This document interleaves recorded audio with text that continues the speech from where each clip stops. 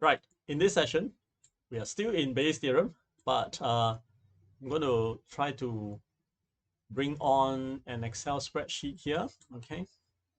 And I'm going to copy this little table or little diagram and put it into my um, Excel spreadsheet just to show you some sample calculations. Okay, let's see if I can do it properly. Nice. Okay. Okay. I think I should get the other one. Uh,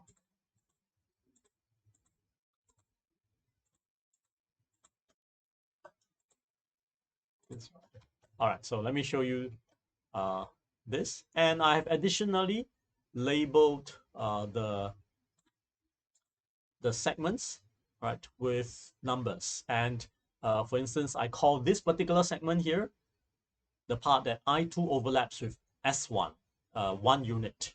Now, of course, we can draw the area proportionately, but just stay with me where the area doesn't exactly go proportionately with the intended quantity, all right? So let's say we have one ball here, one occurrence here, I2 and S1. And we have 2 units here, all right? Again, this is the part of I2 inside S2. So I2 together will be 1 plus 2. Likewise, for simplicity, I just throw the numbers in, 3 here, 4 here, and the 5 represents the rest of the green area, not inside I1 nor I2. All right, the green area is exclusively S1's area, but it is the leftover. So therefore, the area of S1 is going to be 4 plus 5 plus 1. Same thing, 6 here, just to be different from 5. We will put it under the rest of the areas in S2. So far, okay? So I'm just throwing in the numbers, and we can change the numbers totally, no problem. But it's not going to change any, it's not going to affect any understanding. All right, so we will just put in these integers. If you like, later on, we can change it to 1.1, 2.3. Fractions are okay, no problem. Or to just reduce down to probability. So 0.01, 0.94, and whatever it is. So we can do that. Now, let's begin with this idea of uh, of counting. All right. So we want to count the I1 number of I1s inside S1. Okay, and that number we can see already, that's 4, right? Because the amount of I1 inside S1 is not 4 plus 3, but just 4 by definition. We created that, right? So very quickly, we can also say I1 inside S2, and that is 3, yeah, because we artificially put that in. We can say I2 inside of S1, that is 1, and count of I2 inside of S2, yeah, and that is I2 inside of S2, 2. So far, okay, we are just copying down the numbers, the very numbers that we artificially put in the diagram. Yeah. Now what we can do is count of non I I's. I means I1 and I1 and I2. Non I's inside of S1. So it means the part of S1 that doesn't belong to I1 or I2.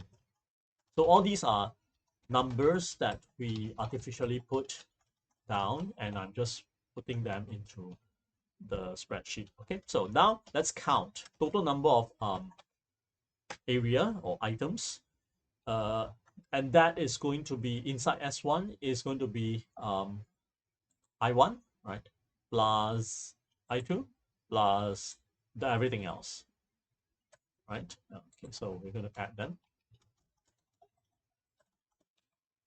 So let's take a note here, and that's 4 plus 1 plus 5. 4 plus 1 plus 1. Just a note to tell ourselves. And same thing, we can count, right? Those in S2, and that is going to be 6, well, 3 first. Sum of 3 plus what else? Inside S2, this one and this one, right? Yeah, okay. So again, a quick note, 3 plus 2 plus 6. And then we can talk about count of the universal set. and that has to be the total of count of S1 and S2. All right, so this is a side note, that's 10 plus 11. Okay, so far so good. So we're just basically tabulating all the what we call it, the artificial numbers that we put in, and then we can talk about what is additionally the calculations of I1, right? Count of I1.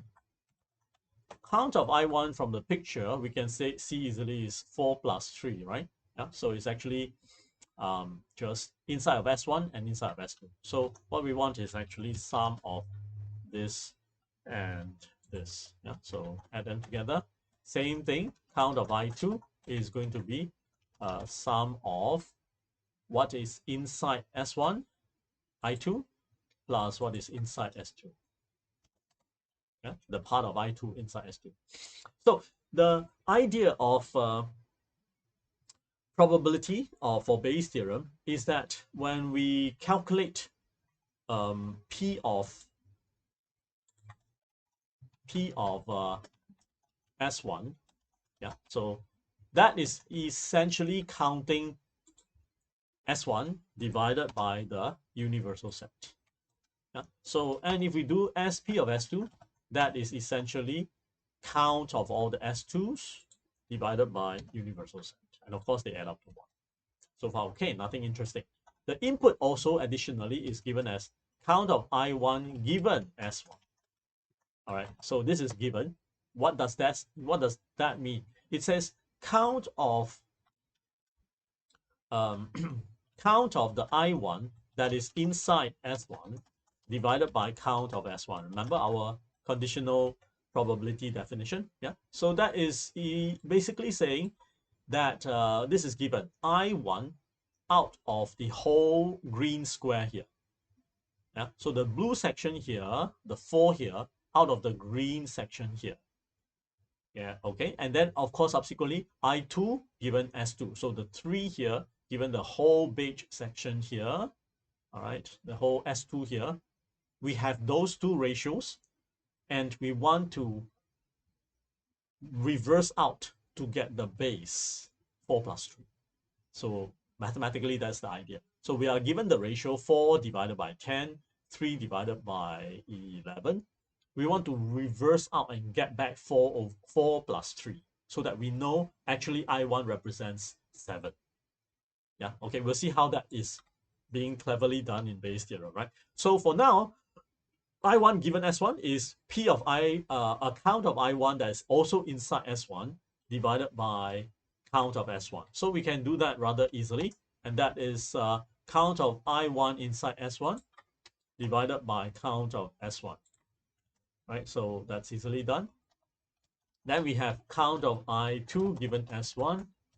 All right, count of, and that is count of I2 inside of S1 divided by count of S1. So that is going to be count of I2 inside S1 divided by count of S1. Okay, then we have the other two probabilities that are given to us. Okay, so this means the question or you will have to find out these numbers either by measurements or by research. Right? So inside or by asking the experts. Remember, all these 4 numbers, they are credibility matrix. They are going to describe how reliable is the consultant. So I1 inside S2, this one, divided by count of S2. Yeah. And then finally, we have I2 given S2. So when we're doing these calculations, we're just being mechanical about it, just applying the definition, all right, because the big story about the consultant, everything has been understood, and we are just getting the numbers right, make sure we don't make mistakes. Count of I2 inside S2 divided by count of S2.